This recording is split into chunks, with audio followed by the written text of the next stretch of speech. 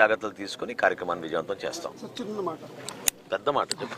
పవన్ కళ్యాణ్ గారు మన ఉప్పాడ తీర ప్రాంతం మీద ప్రత్యేక దృష్టి పెట్టి దానికి సంబంధించి చేశారు. నేను TV9లో కూడా రిపోర్టర్ స్పెషల్లో ఉప్పాడ కోట మీద అవునండి, ఆల్రెడీ అంటే మొన్న క్యాబినెట్లో కూడా ఉప్పాడ తీర ప్రాంతం గురించి టూరిజం డెవలప్మెంట్కి హ్యాండ్ ఓవర్ చేయాలని ఒక ప్రపోజల్ ఆల్రెడీ పెట్టారు.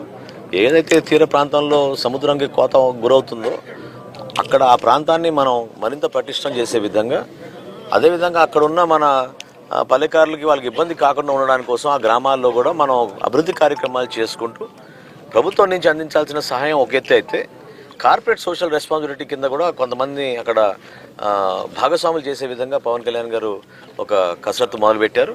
తప్పకుండా రాబోయే రోజుల్లో మీరు చూస్తారు, ఈ ప్రాంతాన్ని అద్భుతమైన అభివృద్ధి కార్యక్రమాలు చేసి చూపిస్తాం. దానికి అనుగుణంగా ప్రజలందరూ కూడా ఇక్కడ ఉపాధి కల్పన. మా పార్టీ అధ్యక్షులు పవన్ కళ్యాణ్ గారి ఆదేశాల మేరకు పిఠాపురంలో చిత్రాడలో సభ నిర్వహణ, ఇక్కడ వచ్చిన అతిథులందరికీ కూడా అనేక సౌకర్యాలు, ట్రాఫిక్ ఎక్కడ ఇబ్బంది లేకుండా, అదేవిధంగా జిల్లా ఎస్పీ గారు ఇతర అధికారులతోటి ఈ బందోబస్తు అరేంజ్మెంట్స్ అన్నీ కూడా సమీక్షించాం. కనీవిని ఎరగని రీతిలో అనే మాట కన్నా వర్తమాన రాజకీయాల్లో కొత్త ఆలోచనలతోటి ప్రజలు ఎవరు కూడా అసౌకర్యపడకూడదు.